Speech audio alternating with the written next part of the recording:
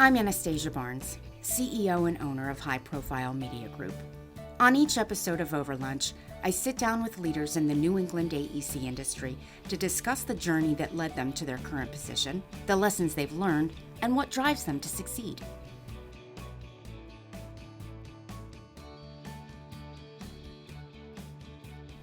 In this episode, I talk with Johnny Illick, CEO of ReArch Construction, a commercial construction firm serving clients throughout New Hampshire and Vermont.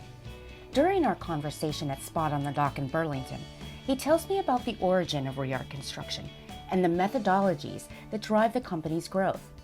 He also shares his belief that diverse perspectives are key in creating strong teams and completing projects successfully. Johnny Illick, the CEO of ReArch. You and I have something in common. I too am a CEO. Excellent. And that's not the only thing, and we'll get into your journey, but you got into your position because of your father, and I am in my position because of my dad. It's a family affair. It is. Let's talk about your family. So first, were you born and raised in Vermont? I was born and raised in Middlebury, Vermont. Okay. Grew up there, went to elementary school and high school there, and then the rest of the journey is from there on out. So you started, you knew you were going to be in construction, you said? From a very young age, yes. My father was in the business at a prior company for nearly 25 years and grew up around it. Went to job sites with him constantly, trucking through the mud, seeing big equipment on site, going to his office and seeing all the blueprints laid out. And so it was really in my blood from a young age. Okay. So then when after you graduated high school, you went to Rhode Island. I went to Rhode Island and studied construction management at Roger Williams. So I have a degree in construction management and really enjoyed it thoroughly. Yeah. Wasn't the best student in high school, but it really clicked in college when it was courses I was really passionate and interested about. So then, okay, you're a college graduate, and do you just say, hey, Dad, can I have a job, or? No, and I knew I needed to kind of cut my own teeth Okay. with other companies. So after college, was wanting to take a little time off. So my buddy and I took a really cool road trip all around the country and toured a lot of unbelievable places, national parks, and Colorado really resonated with me. It was similar to Vermont, had a lot of similarities. But my dad's older sister also lived out there, so that made the transition to go kind of explore after college easier. So moved out shortly after that fun road trip with my friend and moved in with my cousin in his basement. Okay. And that was toward the financial crisis, so finding a job was definitely not easy. Okay. Applying to many jobs and then ultimately landed a job within the industry. And then how long were you in Colorado? I was in Colorado for about 8 or so years and worked at a number of different companies, really getting involved in estimating first and then being pursued by a competitor and then doing some project management. So I think it was a really good opportunity for me to get my feet wet and not necessarily have to work with my family immediately. Sure. And get a different perspective and see how other people do business. Yeah. So, did you ultimately want to work with your dad's company? I did, and it was a conversation my father and I had early on, but nothing was really cast in stone. Okay. So when I moved out to Colorado, there was no expectation that it was a definitive. Okay. It was kind of just out there as a possibility. So when I moved out to Colorado, I really wanted to see how that went. I eventually met my wife, Heather, and we met skiing, and we had our first child out there, our son. And really wanted to be closer to one of our two families. Yeah. And brought her to Vermont on a number of occasions when we were together, and she fell in love with it. It's pretty easy to do on a day like today, Yeah, especially out by Lake Champlain. And so we decided that it made sense to move back to Vermont to be closer to my side of the family, and then ultimately start working with ReArch. Did you ultimately want to run the company? Because now you own it, but... Ultimately, I think I had a vision of that, but my goal really day one of joining and working with my father and the team was just to make the company better, help it grow, improve the processes, and really get our brand out there more and grow. Yeah. Who would you consider your mentor? mentors? I had many mentors, a couple of which were out in Colorado, who helped teach and show me the ropes for estimating in particular, so I have a strong background with that. But my father, I learned a ton from him, both with his business acclimate and not only just in construction, but development. We're a little unique in that we're not just a construction firm, we do development and property management as well. And were you, when you were a kid and you would you go to your dad to different sites, was it still development or was it just That then was just construction. Okay. So what drove him to start ReArch was just that, development. He had a passion for it. And the owner of the company he was with didn't really want to pursue that and explore that because development's a different risk profile. It's different than just construction.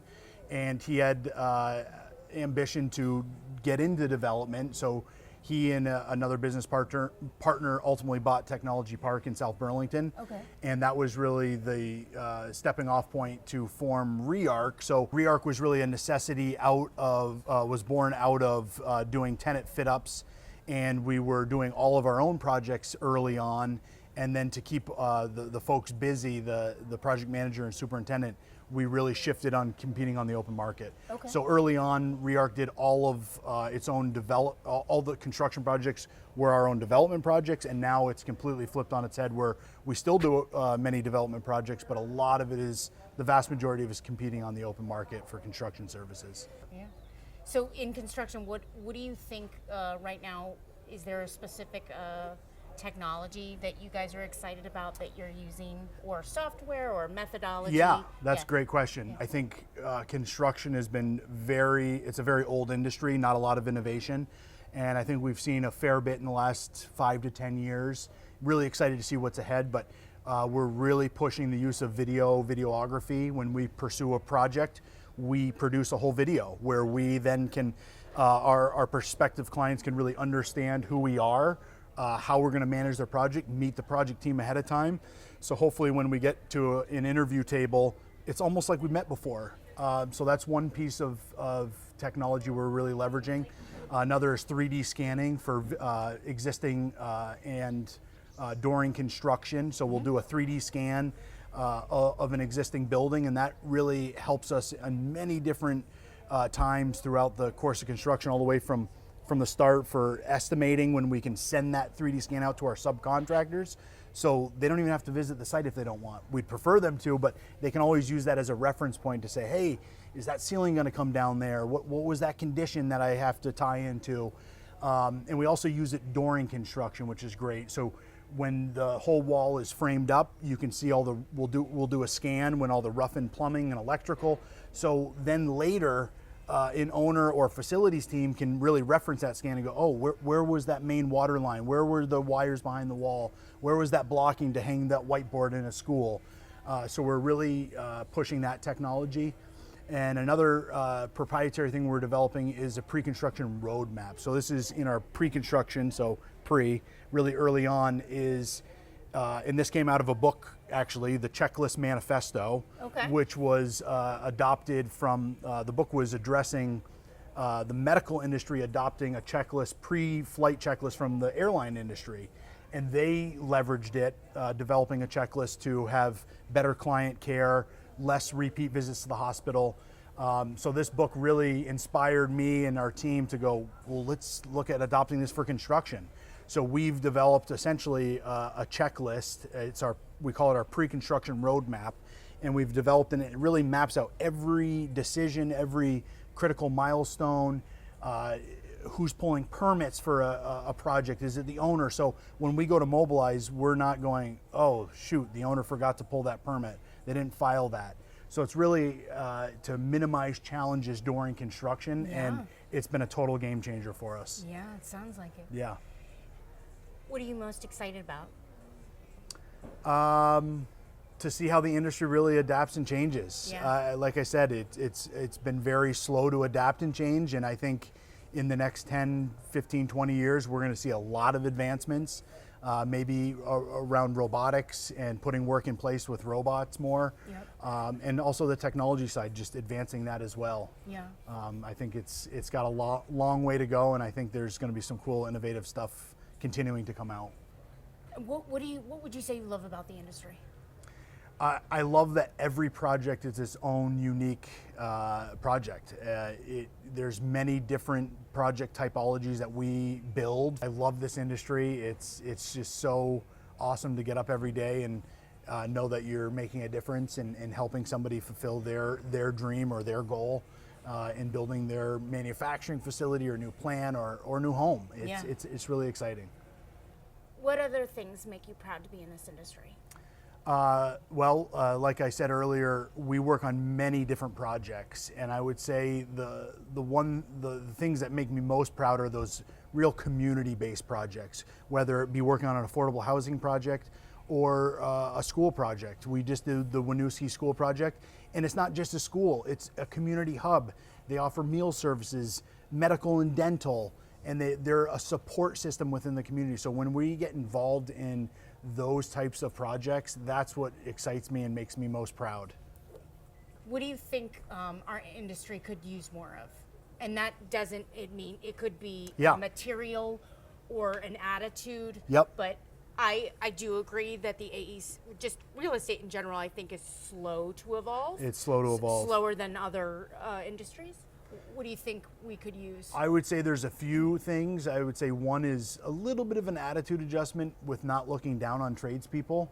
I think they've always had that negative stigma, and we're all one unified team, and we're all working. I always use the analogy, we're a sports team. Everybody's playing their positions. Nobody's better than anybody else on the team. We all work together to be successful. So I would say that small attitude change, but getting more people excited about the trades, not necessarily pursuing a college route, but going to a trade school, because there's great opportunities. You can make a very nice living, and you're not coming out of school saddled with debt. Yeah, and also, when I went to school, trade schools were kind of frowned upon. Likewise. But there are some trade schools in New England that I know of that have a wait list now. Yeah. Because students are starting to be like, $50 an hour, working for a company right out of school. You get your certification and off and running, where school, that's a big investment, both time and money. Yeah. What type of advice would you give to someone that either wanted to go into real estate or construction? I would say pretty simple advice, but just be passionate, show up on ahead of time, be there before your boss, leave after your boss, and be of service. If you need to put in the extra hours, put in the extra hours and show your team that you can work hard. Obviously, you need to have a work-life balance, but when a project has a deadline, you can't miss those in construction. It's very deadline driven, both from responding to a proposal to hitting an end date for a school to occupy the space. So really, it's just to work hard and put your nose down, and they'll see the value that you're creating. Yeah. What would you say is your most surprising lesson that you've learned? To listen. I think it's better to be the last one to talk and really understand everybody else's perspective. Again, it goes back to the power of the team. I believe strongly in that the best decisions are made when we can all come to the table together. Everybody can voice their opinion, clients included, and let the cream rise to the top. Let the best ideas. I'm not always right. A lot of times I might suggest something and we move in a completely different direction. So really listening and getting everybody's input on the team. Everybody has a diverse perspective and different perspective.